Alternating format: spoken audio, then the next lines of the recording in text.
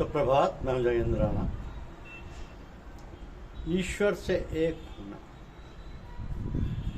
ईश्वर से एक होना, यह विषय है आज की हमारी आध्यात्मिक चर्चा का। देखिए, ज्ञानार्जन और बुद्धि प्रदर्शन निरर्थक है, मात्र बाह्य चमक है, किंतु हृदय सारी शक्ति का भंडार है। मस्तिष्क में नहीं, हृदय में आत्मा सर्व ज्ञान शक्ति तथा क्रिया शक्ति को लेकर विराजमान है। शतः चैकाय हृदय से नाय है। मुख्य शिरा केंद्र जो हृदय के निकट ही है और जिसे सिंपैथेटिक गैंग्लिया कहते हैं, पर ही आत्मा का दुर्ग स्थापित है। जितना अधिक हृदय आप प्रदर्शित करेंगे उतनी ही आपकी विजय होगी। मस्तिष्क की भाषा को बहुत कम व्यक्ति समझते हैं, किंतु हृदय की भाषा को ईश्वर से लगाकर घास के पत्ते तक सभी समझते हैं। ईश्वर से एक होने के दो ही मार्ग हैं। पहला है हृदय पर ध्यान केंद्रित करना और उसमें काफी नीचे उतरना और वहां पर उसकी मौजूदगी को महसूस करना। दूसरा है अपने को उसके हाथों में सौंप देना, उसी प्रकार से जैसा बच्चा अपने को माता पिता के हाथ में सौंप देता है, अपने को पूर्णतः भूलकर। मुझे दूसरा मार्ग अधिक आसान दिखाई देता है, क्योंकि आध्यात्मिक जगत में बहुधा ये वाद विवाद का विषय बन जाता है कि चेतना को एकाग्र करें और हृदय पर केंद्रित किया जाए या मस्तिष्क में या आज्ञा चक्र में। किंतु कुछ संत आज्ञा चक्र पर बल देती है, जबकि कुछ हृदय को केंद्र मानकर आगे बढ़ने का निर्देश करते हैं। हम इस वाद विवाद में ना पड़कर ये जानने का प्रयास करें कि हृदय में सूरत को केंद्रीभूत करके ध्यान करने का क्या लाभ है और ये साधना किस प्रकार से हमें अंत में साक्षात्कार के मार्ग पर आरूढ़ कर सकती है। तो हृदय मनुष्य की सर्व शक्तियों का भंडार है। आदि से ज्ञानी कहते हैं कि ईश्वर का निवास मनुष्य के हृदय में है। गीता के 18वें अध्याय में भगवान कहते हैं ईश्वर सब मनुष्यों के हृदय में निवास करता है। Lord abides by in the hearts of all beings. Arvind ji का विचार है कि पुरुष जो अंगूठे के बराबर है, अंगुष्ठ मात्र, हृदय की गुहा में विराजमान। The Purusha, the inner self, no larger than the size of a man. तो कठ उपनिषद तथा श्वेताश्वतर उपनिषद दोनों ही में इस पुरुष स्वरूप के स्थान पर विस्तृत विवेचन। अन्य विद्वान हृदय को प्रथम चरण मानकर चलते हैं तथा बताते हैं कि उपासना का आरंभ यही से होना चाहिए। जब तक साधक प्रथम चरण को ही नहीं पहचानेगा वो अंत तक कैसे पहुंचेगा। ये विद्वान पूछते हैं, या तो हृदय क्या साधना में क्या महत्व है, उस पर बहुत वाद विवाद की गुंजाइश नहीं दिखती। सभी विद्वान बेचारे किसकी महत्ता को स्वीकार करते हैं। शरीर में हृदय को ही मुख्यतः केंद्र कहा जा सकता है। अन्य प्रत्यंगों के महत्व को कम न करके भी यह तो मानना ही पड़ता है कि सबका शिरोमणि हृदय है। तो शरीर में जीवन संचार या रक्त संचार का यही माध्यम है। सतत रूप से कार्य में संलग्न रहता है। दिली या मानसिक चैतन्यता का यह भंडार है।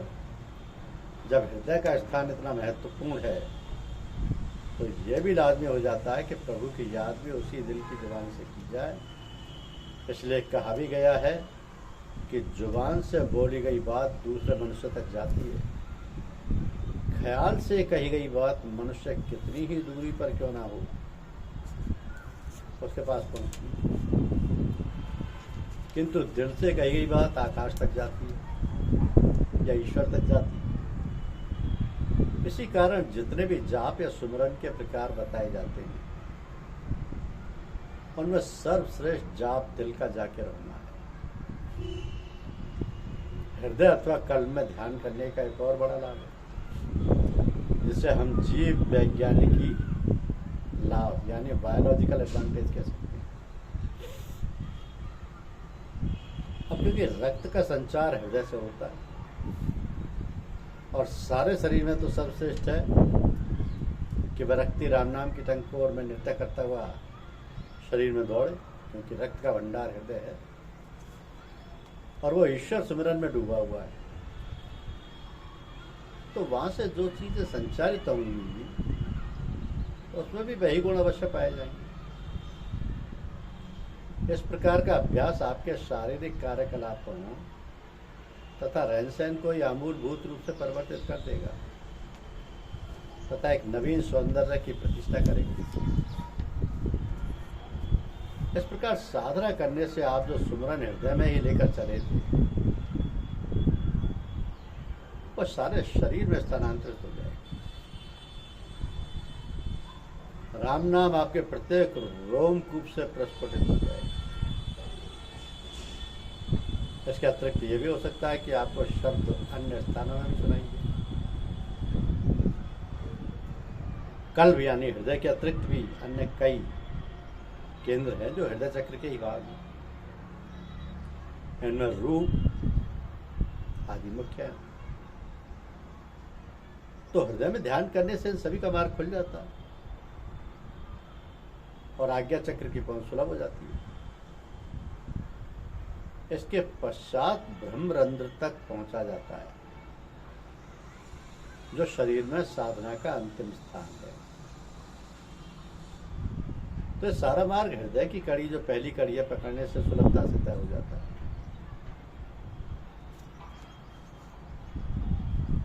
अब बहुधा ये कथन सामने आता है कि धर्म का आधार क्या है। क्या धार्मिक विश्वासों को विज्ञान की मान्यताओं की तरह किसी प्रयोगशाला में परीक्षण की कसौटी पर कसा जा सकता है? साधारण व्यक्ति तो यही कहेगा कि धर्म एक बकवास है, कई मतों का एक गट्टा है, यहाँ कोई एक मापदंड नहीं है जिसके मन में जो कुछ आया कहा गया। किंतु यदि इसी विषय का गूढ़ अध्ययन किया जाए तो इसका तन की असत्यता तुरंत प्रकट हो जाएगी। धर्म जो वास्तव में धर्म है, चाहे किसी भी देश या संप्रदाय का हो, एक सार्वभौमिक मान्यता पर आधारित है। ये सब धर्म एक समान अभिज्ञता और अनुभूति पर प्रतिष्ठित है। जो धर्माचार्य हो गए हैं, जिन्होंने अपने धर्म का प्रचार किया है, वो सब उनके प्रत्यक्ष अनुभव का विषय है। सभी ने दावा किया कि मुझे सत्य विशेष की अनुभूति हुई, मैं उसका दर्शन कर चुका हूँ और अन्य लोग भी कर सकते हैं। ईसाई धर्म यीशु के प्रत्यक्ष अनुभव पर स्थापित है। उन्होंने कहा मैंने ईश्वर के दर्शन किए। उनके शिष्यों ने भी इस कथन की पुष्टि की। इसी प्रकार बौद्ध धर्म भी तथागत भगवान की प्रत्यक्षानुभूति पर स्थापित है। उन्होंने कहा कि मैं बुद्ध हो गया, मुझे ज्ञान हो गया, सत्य का अनुभव किया, उसके संपर्क में रहे तथा उसी का प्रचार किया। यही दावा मोहम्मद साहब ने किया। अपने देश के अनेक ऋषि भी इस सत्य की व्याख्या अपने ग्रंथों में कर गए। अतः स्पष्ट है कि धर्म चाहे वे संसार के किसी भाग का हो, एक प्रत्यक्ष अनुभव पर स्थापित है और वही उसकी सार्वभौमिक तथा सुदृढ़ थाती है। अब सभी धर्माचार्यों ने ईश्वर को देखा था, आत्मदर्शन किया था, अपने अनंत स्वरूप का ज्ञान लाभ किया था। इसी का प्रचार इन सभी साहिबान ने किया। अब एक और दावा किया जाता है, वो यह कि उन लोगों को वो अनुभूतियां चाहे हो गई हों या आजकल यह संभव है। ये कहा जाता है कि वे धर्माचार्य जो बात कह गए हैं